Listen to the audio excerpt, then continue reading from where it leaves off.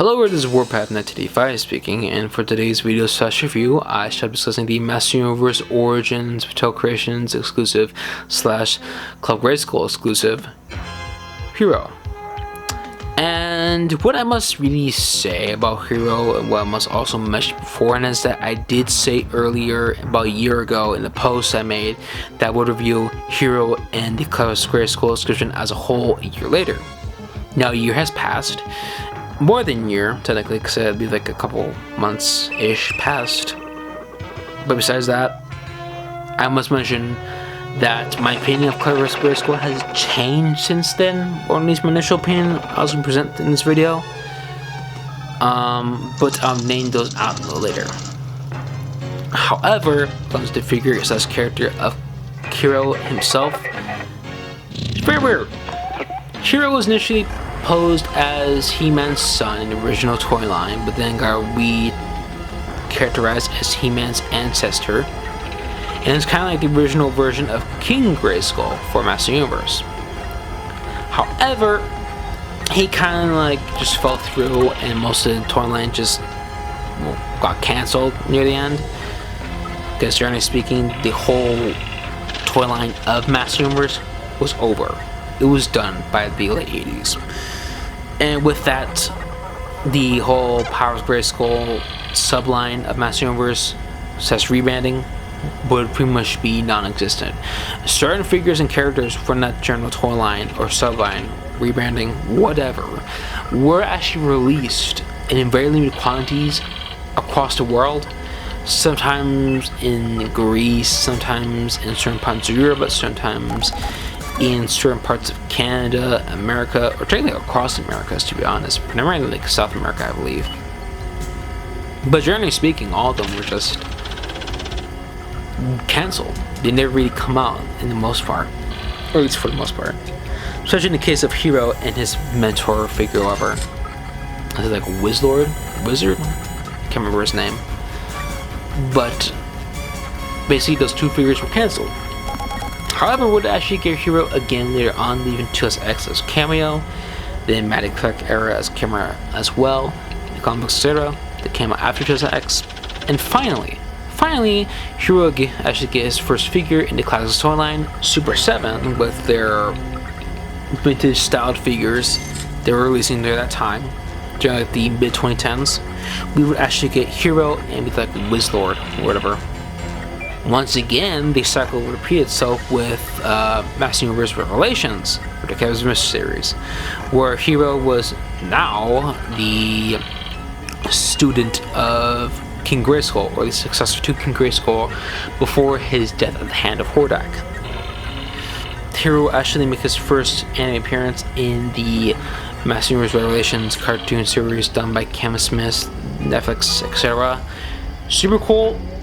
He finally got animated for once, but also it kind of the whole idea that him being the student of King Grayskull and the successor to him was kind of just never really brought up, which is really annoying because I thought that was actually kind of interesting about him. And now with Origins, which is the figure I'm discussing now. And for, as mentioned beforehand with previous Origins figure reviews, etc., all Origins figures are pretty much the exact same. All of them use the same articulation scheme. All of them had the same gimmicks, and all of them had the same exact general idea. But something interesting about Hero is that, well, he's the same exact like chrome, like gold paint that was seen with Jitsu and Buzzle Hordak, where it's extremely durable and very shiny, which is very good. When it comes to like longevity wise for this figure's chrome gold paint. But besides that, the figure uses the same general articulation and body expression as like He-Man, Skeletor, whatever, most Origins figures, which is why I'm not going to discuss it in general, other than just mention that Hero does always have some new sculpting here and there. His waist piece, chest, head, his forearm gauntlets, guards, whatever, are actually exclusive to this figure. I believe they might have been potentially reused for one of the WWE figures for the new Masters WWE figures or Universe figures. Same goes for like the shins and general like feet also being exclusive and potentially being used for those figures as well. However, the cape I believe is still exclusive to this figure. It is not reused of Keldor's nor Scareglow's cape. It is in fact a brand new cape sculpted for him and him alone, I believe. It might have been once again reused for the new WWE figures. However, I'm not sure because I don't know any of them, and they're still being gradually released over time. However, the figure does suffer some slight wall degradation and or just quality control issues because the figure does have really loose knee joints and really loose leg joints. Just really loose legs in general. Like the calf joint here is just barely independent from the knee joint when it comes to articulation, or at least the calf joint is not moving by itself. It's kind of hard to explain, but basically what happens is that I try to move the calf joint, but it moves the knee joint, so I freeze had to grab the hold of the knee joint to move the calf joint or the calf cut. It's weird, really weird quality control issues with this figure. I assume it's a me only thing in general. However, I'm not sure because I haven't watched anybody else's review on Hero in general. It comes with one accessory besides the various removable parts here and there, that being his staff, because he is a wizard, not a warrior, technically person like King Grayskull over there, and also He-Man, and technically Wondar as well, technically. So not Wondar, Vicron. At least Vicron. I confuse his name, different character. But basically, served He-Man. He gains his power from the staff. The staff is basically his version of the Power Sword. And when this piece opens up, reveal this gem, he turns into Hero. That's pretty much it. Nothing else to really talk about, nothing else to really mention. He can also wield it as if it were like a jousting stick, or not a stick, but a rod, whatever, or just a spear. Cool, but generally speaking, it should only be used in pose like this. So yeah, or certainly displayed and used by the figure as like this. This staff will be reused for like a WWE figure in the WWE Masters of WWE Universe toy line, and also for Gray as well in solid gold plastic, including this piece here, which is accurate to the mini comic, funny enough, which it does come with a exclusive mini comic which details his backstory.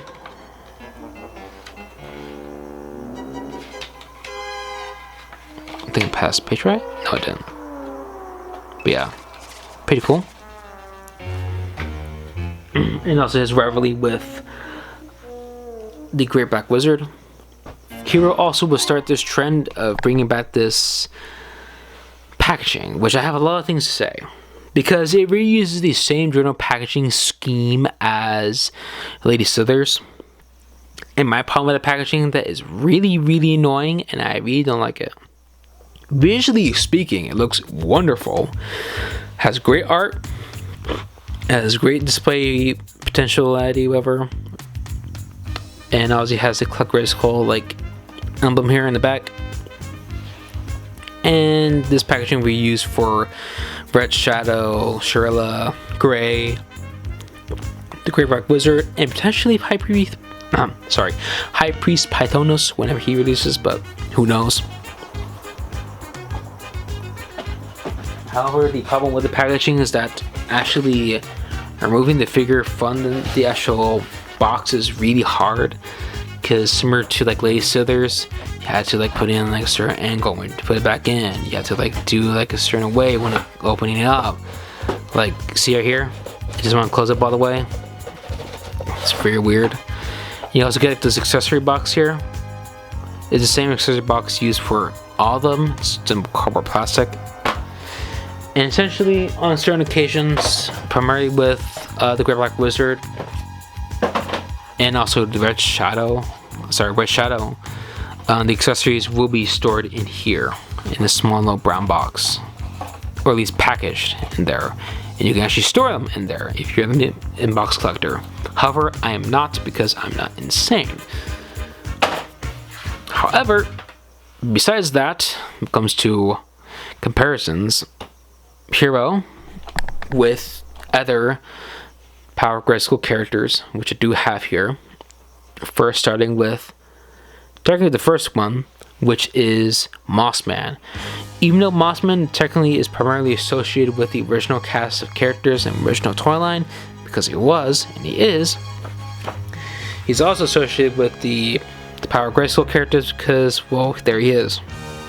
Like, that's Mossman, he's right there. And obviously it brings a whole can of worms, that being Mossman is actually this ancient warrior from the past. But that is a different discussion that I'm not going to go into, because I am not prepared to talk about it. Because I haven't like refreshed myself when it comes to Master Universe, like Power Grayskull lore, because it is weird. We also have here King Grayskull, which I actually did a previous review in 2024 for the Christmas special. I'm sorry, the 2024 Christmas special, which you can go check it out. Really good figure. The two do look very good together. Obviously, this pairing only works with the Revelations version of the characters, which this is a Revelation version of King Grayskull, so it kind of works out in the end. So yeah, do look pretty good together. We also have here Shurella, one of Hero's personal allies. Sometimes a little understand there, but generally speaking, Shurella is part of the main cast of characters in the actual Power Grayskull timeline, not timeline, but set characters. Other like Power Grayskull character I do have here is the Red Shadow. Super cool character, super cool design. I was originally kind of very standoffish because the sculpting on this prototype was super wonky, but overall the figure itself is pretty neat and very large too, shockingly. But yeah, they do look pretty good together as well. Also have here, because trying to make it as quick as possible, because I have a lot to discuss in this video, the Great Black Wizard, which basically the Great Black Wizard is kind of sort of supposed to be Master Universe's take of Falsely Doom, even though we have that with Skeletor. Basically, once again, he's just Falsely Doom. He has the same design from his comic book appearances in the original Conan comic books, etc., and his movie version from the Conan Barbarian movie that had Arnold Schwarzenegger play Conan. That version, not the one with Jason Momoa. So, after speeding through all of that, because again, I wanted to get to the point, which is the whole Club Grayskull element of this figure. Because all the Power Grayskull figures and characters, with the exception of King Grayskull and Mossman, are all exclusive to the Club Grayskull subscription. And that is definitely something that must be noted because, well, my opinion of Club Grayskull has changed a lot since then. Initially, I was going to go over how Club Grayskull is a much better deal in comparison to Hasbro Pulse's version of like their subscription premium, whatever, where you can get figures early, you can order figures early as well, you're given like certain perks here and there, you're also getting opportunities to look at or get early reveals, or you can get invited to those weird special events to see like figures revealed early, whatever. In my personal opinion, I consider Club Grayskull a much better deal, especially price-wise, because again, a yearly subscription in comparison is just $5. Just $5. Not $5 a month, not $5 initially, but increases to like $10, $50, whatever. Just $5 a year. That's it. And that's so much better in comparison to Hasbro Pulse's version, where it's like at least $50 now. I might be wrong by that, but still, that's a lot of money. Because I know for a fact it's not $10. it's definitely a lot more than $10 now.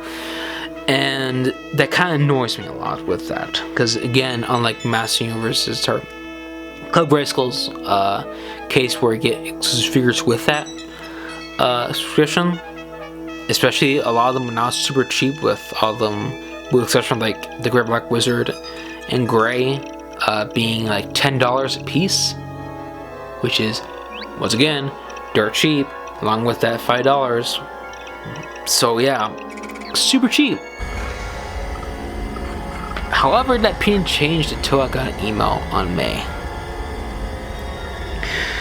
And that email stated that I, Warpath 1985, was invited to the world premiere of Masters of the Universe, which was insane. Because keep in mind, I was just going to release this video and do all that stuff before that knowledge, but afterwards I had to put that whole project on hold until I saw the movie and experienced the whole world premiere and etc.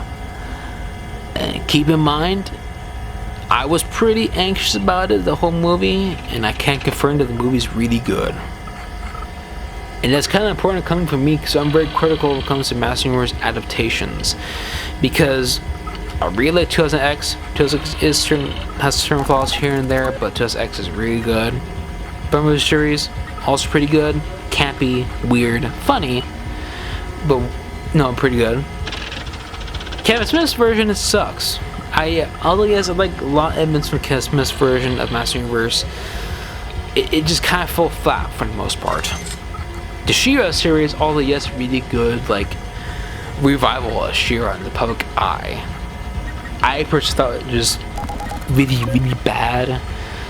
So since it felt like it was trying to be what Master Universe, like Steven Universe, and that can work, but in the end, it just fell flat for me. But basically, because of that whole ordeal, I thought, man, they better get this right, because last time they actually got this right with a Master Universe adaptation in recent memory was all enough with the He-Man the Master Universe Kids TV show released by Netflix, made for a younger audience, and I thought that version was actually really good.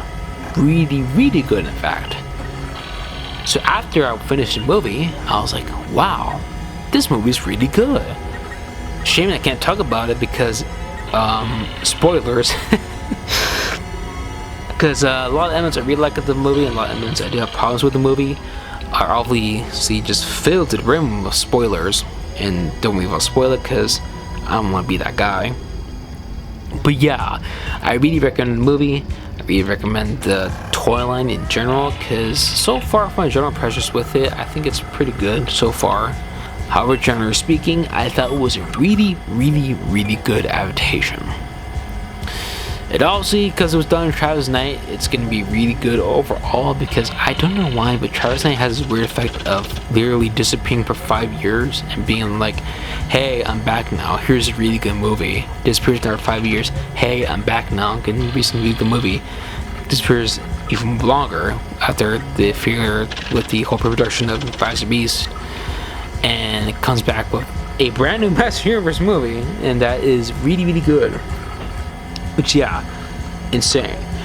But besides that, I can say, because it was revealed in the trailers, and I wasn't aware of this, because I haven't rewatched most of the trailers, except for like the initial first trailer they released back in January, I believe, December or January, along with the toy line reveals, revealing like various characters that are going to be in the film, was that I didn't know that Pig Boy and like General Karg, or just Karg in general, we're going to appear in the film.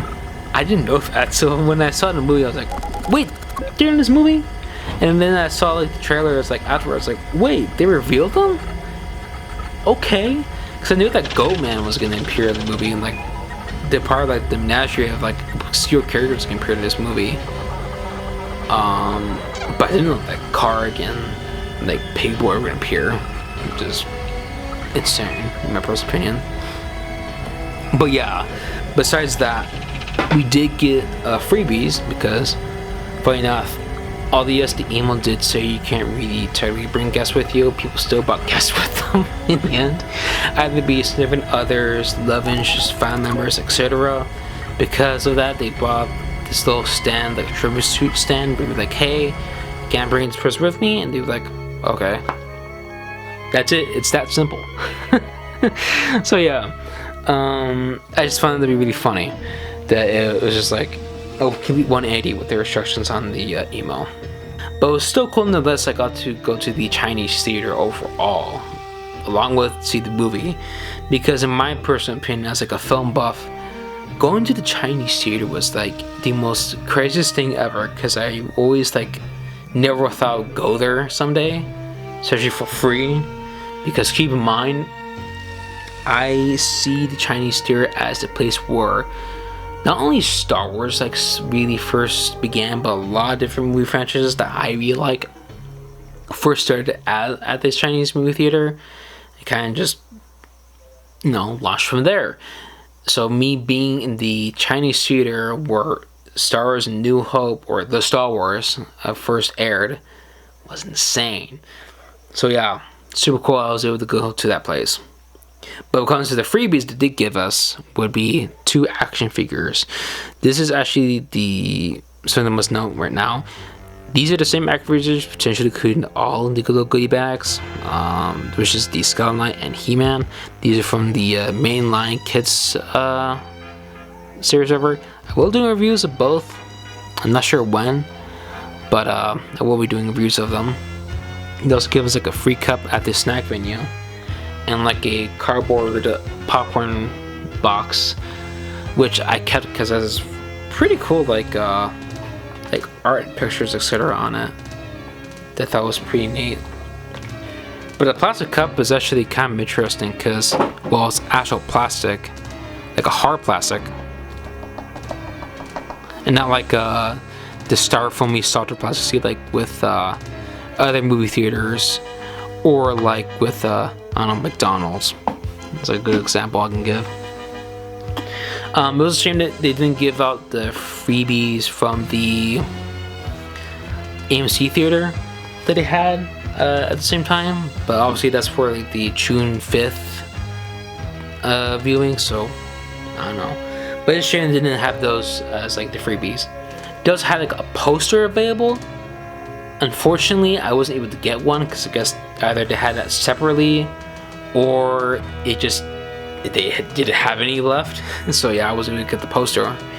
They also had free T-shirts and other stuff for like in the influencers, but you had to be on Saturday to get those, and also be an influencer, which I'm not, unfortunately, or fortunately, because they're mostly people. But they give us like this free power sword, which is, I assume, to be the same power sword from the mainline roleplay power sword accessories, whatever. It's really cool, and it smells like pure chemicals. It's like a very pungent chemical smell that just came off of it when I first like saw it, or at least opened up the bag, which is concerning. But yeah, it just reeks of like pure chemicals. But that's because of the paint, not because of the other dangerous things. Maybe. Who knows? But yeah, they give us this free bag with the Master Universe logo printed on it. Once again, pretty cool. And besides that, they kind of changed my whole opinion about the Grayskull subscription in general. However, it still ended the same way, in my personal opinion. Because although, yes, I think it's cool that a lot of Grayskull members were invited to the world premiere of Master Universe, and they get to see the movie, we did get to see the actors, we did get to take pictures with them, whatever. You get to see the movie for free, essentially. However, I'm not really sure if every Grayskull member was invited, because I would assume that there would be a lot more than like 100 Grayskull members out there. So that would mean that I'm part of like a handful of actual Grayskull members that were invited to the world premiere, along with the film critics and whoever. which kind of leads to a different discussion, like, did every actually go there? Did every actually got accepted? Did every actually, get to see the movie? I'm not sure. However, with that in mind, I do recommend Club Grayskull only if you're a die-hard Master Universe fan and who are basically really into the lore and the world of Master Universe. If you're not into any of that in general, and you're just into the main Filmation, original toy line characters, yada yada, or 2000X, etc., then I say skip Club Grayskull and save those $5. Because although yes, it is $5 a year, that's dirt cheap. Not to mention, you get a lot of these cool, awesome exclusive figures like Hero, Shirella, the Black Wizard, Red Shadow, Gray, potentially High Priest Pathonos. These are only just characters from the Power of Grayskull, just the era of Master Universe lore. And that's a good thing because you won't have situations where they pull up like a, I don't know, Lazy Power Skeletor and have him be like a Club Grayskull exclusive. But really, that doesn't kind of like solidify the idea that I wholly recommend Mattel Creations Club Grayskull. Because in general, Club Grayskull is really only meant for like die-hard like Master Universe fans who are really into like, the lore, the world, and certain characters and aspects of Master Universe. Because, or even those are just completionists, to be honest. Because if you're any one of those, I say go get Club Grayskull. I say spend those $5 a year and get these figures for dirt cheap. Because keep in mind, Shirella, Hero, and I believe also Red Shadow are $10 a piece currently on Club Grayskull. And also Christians as well, which is cool. But once again, because the fact that these are such obscure characters, I will just recommend just skipping Club Grayskull and these figures. Because again, if you're really into Master Universe, you're really into the lore, really into the story, then I say get Club Grayskull, get the figures, whatever, and also get Hero. But if you're not, skip it. Skip him, skip the whole series in general. That being the Club Grayskull subline, not the whole entirety of Origins, because Origins is awesome. But yeah, my general recommendation is just get Club Grayskull if you're really into Master Universe. If you're not, I say skip on it. But yeah, that's all for this review. Like, comment, and subscribe, and hopefully I shall see you next time. Bye.